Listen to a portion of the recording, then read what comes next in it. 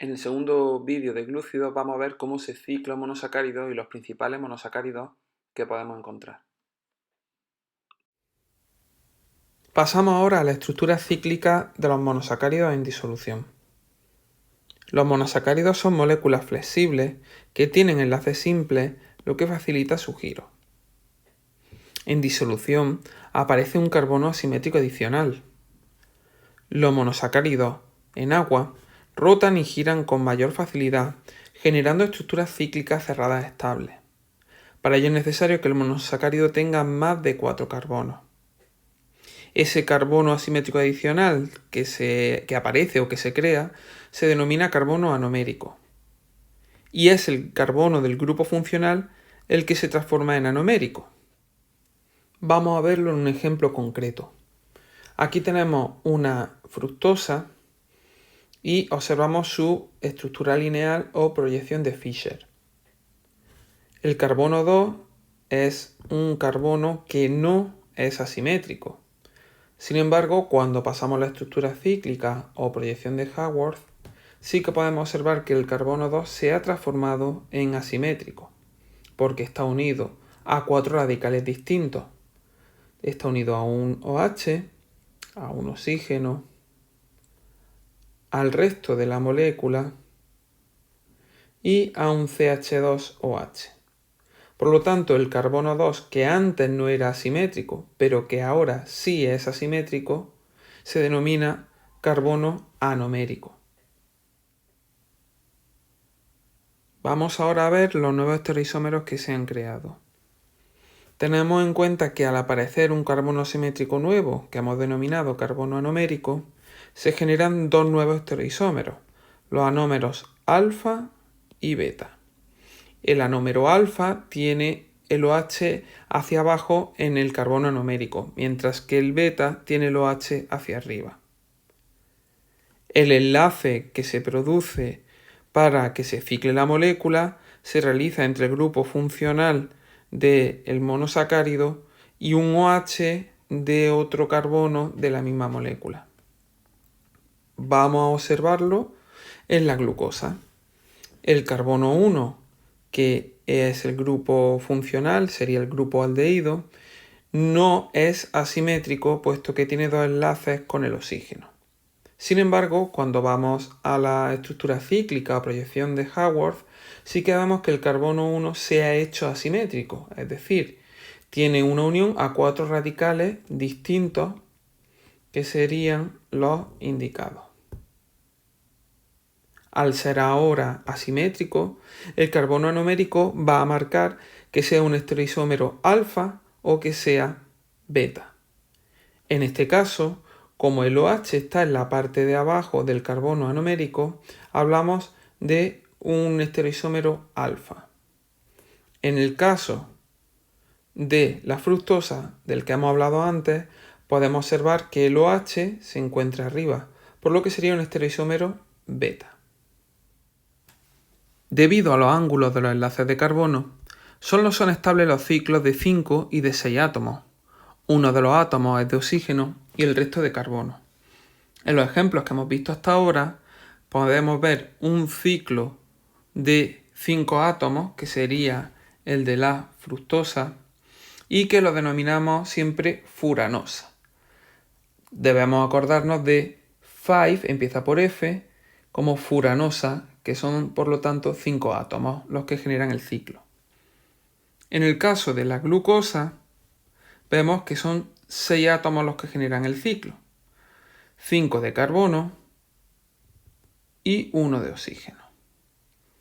Lo denominamos en este caso piranosa. ¿Cómo ciclamos entonces un monosacárido? Vamos a verlo en una serie de sencillos pasos. Primero, tenemos que tumbar la molécula lineal. Para ello nos fijamos en la D-fructosa que tenemos aquí.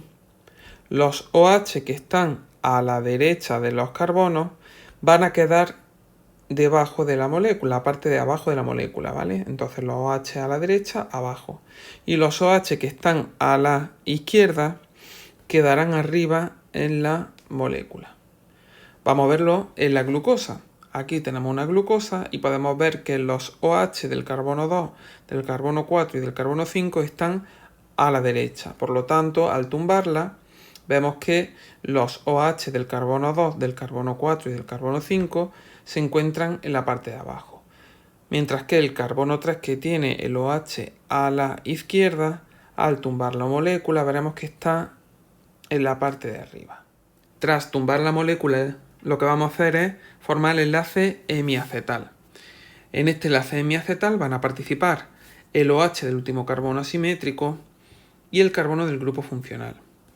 El OH de ese último carbono asimétrico va a pasar al carbono del grupo funcional, que es el que ahora conocíamos como anomérico. Además, se va a realizar o se va a establecer un puente de oxígeno intramolecular entre el carbono anomérico y el último carbono asimétrico, que tanto en la glucosa como en la fructosa es el carbono 5. Ahora vamos a verlo en la fórmula. Aquí tenemos una D-fructosa en la que vemos como el último carbono asimétrico, tiene un OH que pasará al carbono 2. El carbono 2, que es el del grupo funcional, tiene un doble enlace con el oxígeno y uno de esos enlaces con el oxígeno se abrirá para unir el oxígeno al carbono 5. Por lo tanto, queda de la siguiente manera. El carbono 2, que es el anomérico, recibe un OH procedente del carbono 5. Y además se forma un puente de oxígeno intramolecular entre el carbono 2 y el carbono 5. Ese puente se forma a partir de uno de los dobles enlaces que tenía el carbono del grupo funcional con el oxígeno, que se va a abrir para establecerse ahí.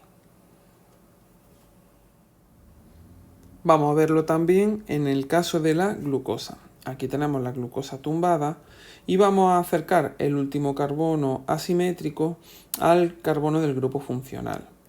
En este caso vamos a escribirlo para que quede reflejado. Este OH del último carbono asimétrico pasará al carbono 1. Y lo observamos aquí. A continuación, el doble enlace con el oxígeno que tiene el carbono 1, este doble, se va a abrir estableciendo un puente de oxígeno intramolecular con el carbono 5.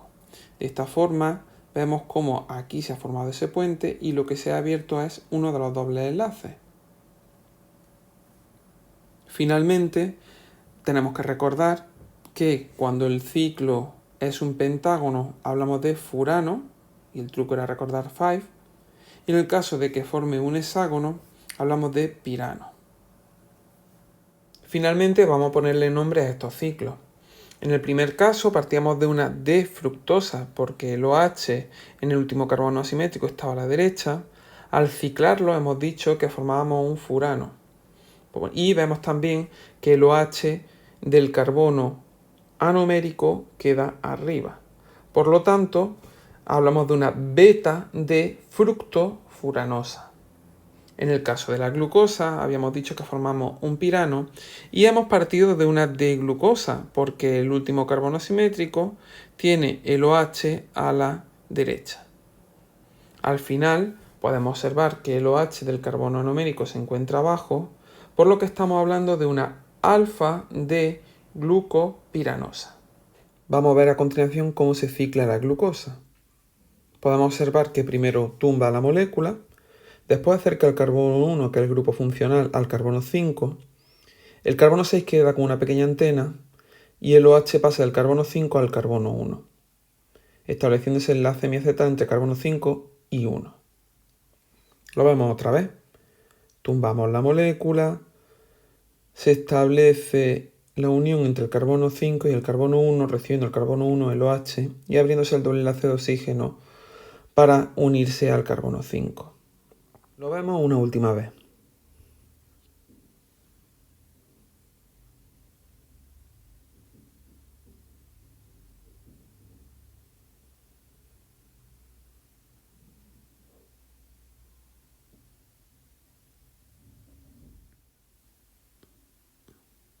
Estos son ejemplos adicionales de monosacáridos ciclados. En primer lugar vemos la alfa de ribofuranosa, después tenemos la alfa de desoxirribofuranosa, En tercer lugar, la alfa-D-glucopiranosa. Y por último, la beta-D-galactopiranosa. Pasamos a ver los monosacáridos con mayor interés biológico. En primer lugar tenemos las triosas, que como su nombre indica tienen 3 átomos de carbono y no forman ciclos. Son metabolitos intermediarios del metabolismo de la glucosa, como por ejemplo el D-gliceraldehído, que es una aldosa, o la dihidroxiacetona, que es una cetosa. Después tenemos las tetrosas. Tienen 4 átomos de carbono, tendrán un mayor número de estereoisómeros que las triosas, y un ejemplo es la eritrosa, que es un intermediario del ciclo de Calvin. Aquí podemos ver la fórmula de la D-eritrosa y de la D-treosa. Después tenemos las pentosas. Las pentosas tienen 5 átomos de carbono y tienen funciones biológicas muy importantes.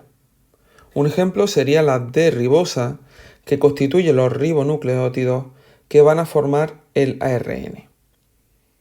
Por otro lado tenemos la D-desoxirribosa, que es un elemento fundamental de los desoxirribonucleótidos que forman el ADN. También tenemos a la D-ribulosa, que es fundamental para la fotosíntesis, puesto que se encarga de la fijación del CO2 para la síntesis de moléculas orgánicas. Vamos a ver su fórmula. Aquí podemos observar a la D-ribosa. También tenemos la D-desoxirribosa, que se caracteriza porque en el carbono 2 le falta un oxígeno, como dice su nombre, D-desoxirribosa. Por lo tanto, en el carbono 2 no hay 1H. Y también hemos hablado de la D-ribulosa. Aquí podéis ver su forma, se trata de una cetosa. Por lo tanto, repasando, vemos que la D-ribosa es una aldopentosa, la D-desoxirribosa también será una aldopentosa y la D-ribulosa va a constituir una cetopentosa. Para finalizar con las pentosas vuelvo a destacar lo siguiente. La D-ribosa y la D-desoxirribosa son iguales, solo que la D-desoxirribosa es una D-ribosa a la que le quitamos el oxígeno del OH del segundo carbono. Por lo tanto, en la D-ribosa vemos que hay un OH en el carbono 2 y en la D-desoxirribosa no hay OH en el carbono 2, sino que solo tiene hidrógeno. Por último, tenemos a las hexosas, que están formadas por 6 átomos de carbono, y entre ellas destaca la glucosa, que es una aldohexosa, que como sabéis es la molécula energética más utilizada por los seres vivos.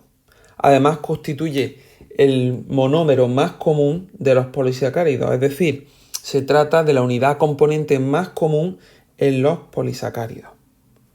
También tenemos otra aldohexosa que es la galactosa, que podemos encontrarla de forma libre en la leche o también formando el disacárido lactosa.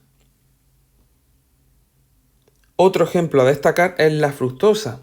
Se trata de una cetohexosa que podemos encontrar en estado libre en los frutos y también formando algunos fluidos biológicos como por ejemplo el semen. Además forma parte del disacárido sacarosa. Aquí tenemos la fórmula de la D-glucosa, la D-galactosa y la D-fructosa. Y con esto acabamos con los monosacáridos. En el próximo vídeo veremos cómo se hace el enlace glucosídico y los principales disacáridos.